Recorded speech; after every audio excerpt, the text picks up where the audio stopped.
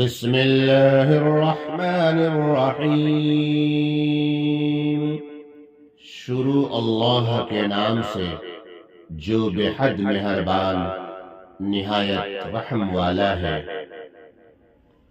ما كان لأهل المدينة ومن حولهم من الأعراب أن يتخلفوا عن رسول الله ولا يرغبوا بأنفسهم عن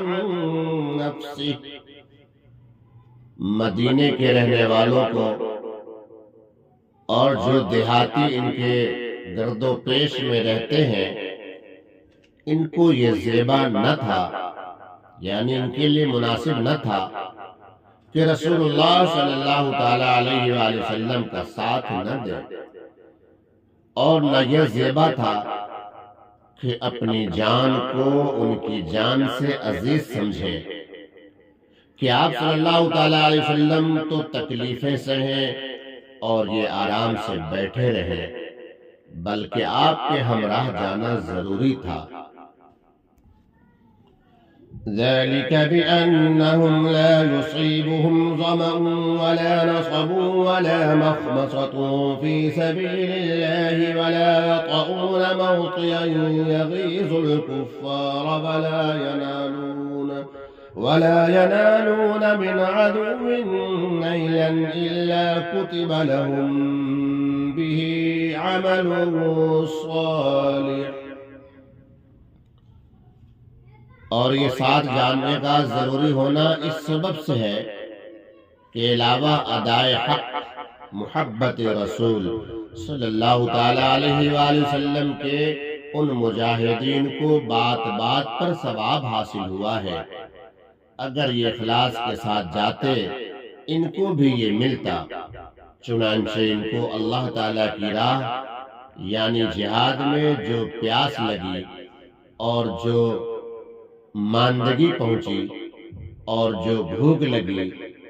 اور جو چلنا چلے، جو کفار کے لیے موجب غیظ ہوا، موجب غیظ و غضب ہوا ہو، اور دشمنوں کی جو کچھ خبر لی، ان سب پر ان کے نام ایک ایک نیک کام لکھا گیا۔ باوجود کے بعض امور افعال اختیار یہ نہیں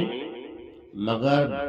بمقتضائے مقبولیت و محبوبیت ہے کہ امور استرار یہ بھی مثل اعمال اختیاریہ کے موجب ثواب قرار دیے گئے، اور اس وعدے میں احتمال تخلف کا نہیں، کیونکہ ان اللہ لا یضیع اجر المحسنین، یقیناً اللہ تعالی مخلصین کا اجر ضائع نہیں کرتے، پس وعدہ کر لیا تو ضائع نہ ہوگا۔ ولا ينفقون نفقة صغيرة ولا كبيرة ولا يقطعون واديا إلا كتب لهم ليجزيهم الله أحسن ما كانوا يعملون۔ اور نیز جو کچھ چھوٹا یا بڑا انہوں نے خرچ کیا اور جتنے میدان ان کو طے کرنے پڑے، یہ سب بھی ان کے نام نیکیوں میں لکھا گیا، تاکہ اللہ تعالیٰ ان کو ان کے ان سب کاموں کا اچھے سے اچھا بدلہ دے، کیونکہ جب ثواب لکھا گیا تو بدلہ ملے گا۔ وَمَا كَانَ الْمُؤْمِنُونَ لِيَنفِرُوا كَافَّةً فلولا نفر من كل فرقة منهم طائفة ليتفقهوا في الدين ولينذروا قومهم إذا رجعوا إليهم لعلهم يحذرون۔ اور ہمیشہ کے لیے مسلمانوں کو یہ بھی نہ چاہیے کہ جہاد کے واسطے سب کے سب ہی نکل کھڑے ہوں، کہ اس میں دوسری اسلامی ضروریات معطل ہوتی ہیں، سو ایسا کیوں نہ کیا جائے کہ ان کی ہر بڑی جماعت میں سے ایک چھوٹی جماعت جہاد میں جایا کرے اور کچھ اپنے وطن میں رہ جایا کرے، تاکہ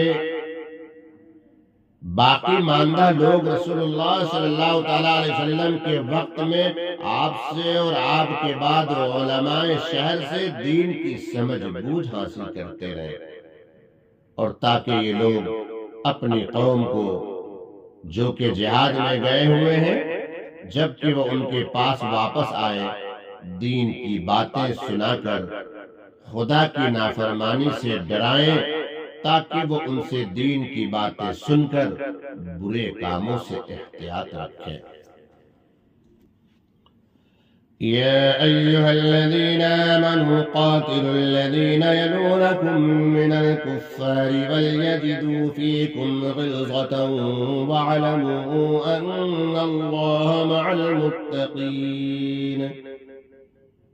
اے ایمان والو،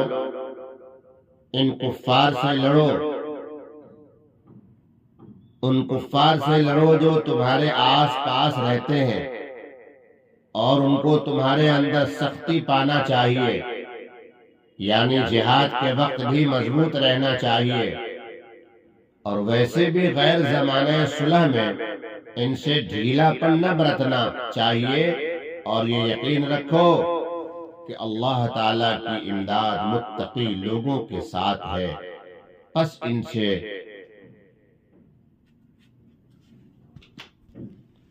ڈرو دبو مت۔ وَإِذَا مَا أُنزِلَتْ سُورَةٌ فَمِنْهُمْ مَنْ يَقُولُ أَيُّكُمْ زَادَتْهُ هَذِهِ إِيمَانًا فَأَمَّا الَّذِينَ آمَنُوا فَزَادَتْهُمْ إِيمَانًا وَهُمْ يَسْتَبْشِرُونَ۔ اور جب کوئی سورت جدید نازل کی جاتی ہے تو بعض منافقین غرباء مسلمین سے بطور تمسخر کہتے ہیں کہ کہو اس صورت نے تم میں سے کس کے ایمان میں ترقی دی؟ آگے حق تعالیٰ ارشاد فرماتے ہیں کہ تم جواب چاہتے ہو، سو سنو،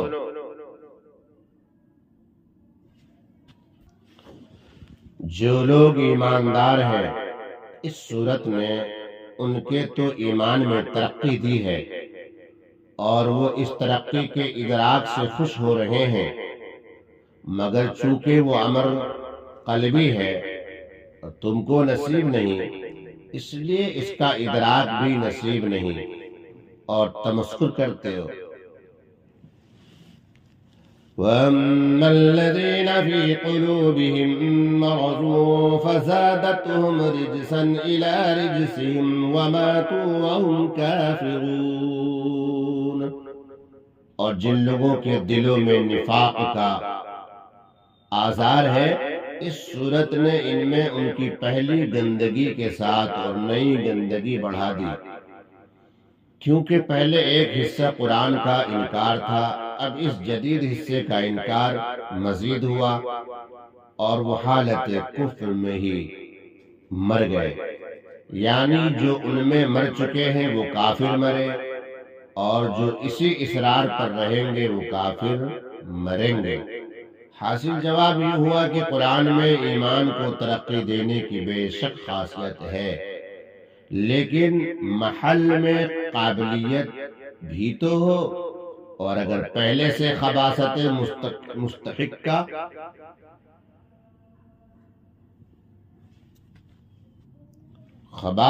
مستحکمہ ہے تو اور بھی اس کو استحقاق ہو جائے گا۔ أَوَلَا يَرَوْنَ أَنَّهُمْ يُفْتَنُونَ فِي كُلِّ عَامٍ مَّرَّةً أَوْ مَرَّتَيْنِ ثُمَّ لَا يَتُوبُونَ وَلَا هُمْ يَذَّكَّرُونَ۔ اور کیا ان کو نہیں دکھائی دیتا کہ یہ لوگ ہر سال میں ایک بار یا دو بار کسی نہ کسی آفت میں پھنستے رہتے ہیں، مگر پھر بھی اپنی حرکات شنیعہ سے باز نہیں آتے، اور نہ وہ کچھ سمجھتے ہیں جس سے باز آنے کی آئندہ امید ہو، یعنی ان حوادث سے ان کو عبرت پکڑنا اور عبرت پکڑ کر اپنی اصلاح کر لینا چاہیے تھا۔ یہ تو ان کے تمسخر کا بیان ہوا جو اپنی مجالس میں کرتے تھے۔ آگے تنفر کا بیان ہے جو مجلس نبوی صلی اللہ تعالی علیہ وسلم میں ان سے صادر ہوتا تھا۔ چنانچہ ارشاد ہے وَإِذَا مَا أُنزِلَتْ سُورَةٌ نَظَرَ بَعْضُهُمْ إِلَى بَعْضٍ هَلْ يَرَاكُمْ مِنْ أَحَدٍ ثُمَّ انصَرَفُوا صَرَفَ اللَّهُ قُلُوبَهُمْ بِأَنَّهُمْ قَوْمٌ لَا يَفْقَهُونَ۔ اور جو کوئی سورت جدید نازل کی جاتی ہے تو ایک دوسرے کو دیکھنے لگتے ہیں اور اشارے سے باتیں کرتے ہیں کہ تم کو کوئی مسلمان دیکھتا تو نہیں کہ اٹھتا ہوا دیکھ لے، اور حضرت صلی اللہ تعالی علیہ وسلم سے جا لگائے، پھر اشاروں میں باتیں کر کے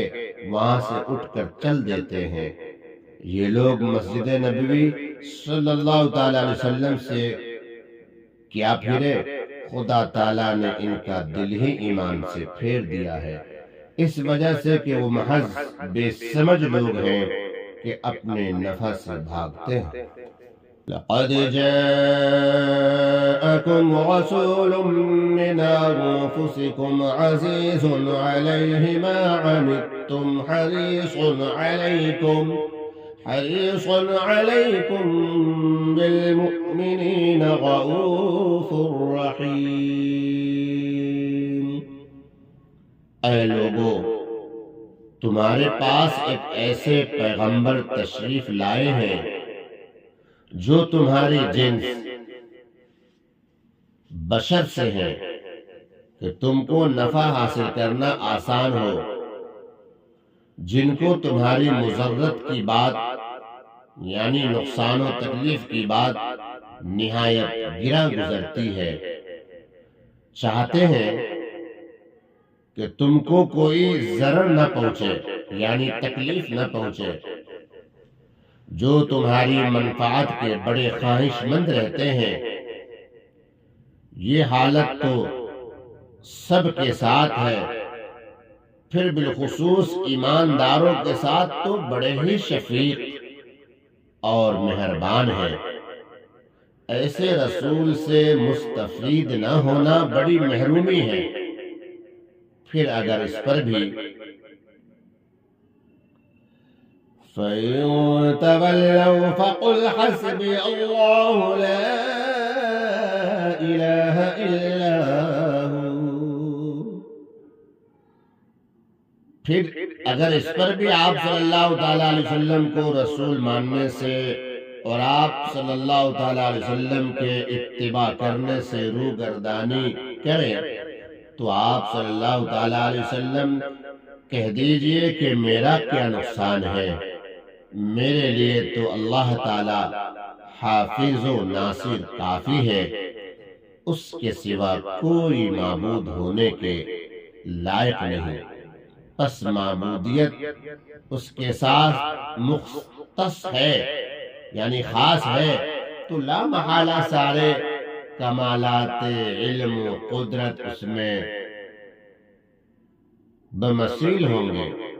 پھر مجھ کو کسی کی مخالفت سے کیا اندیشہ ہے۔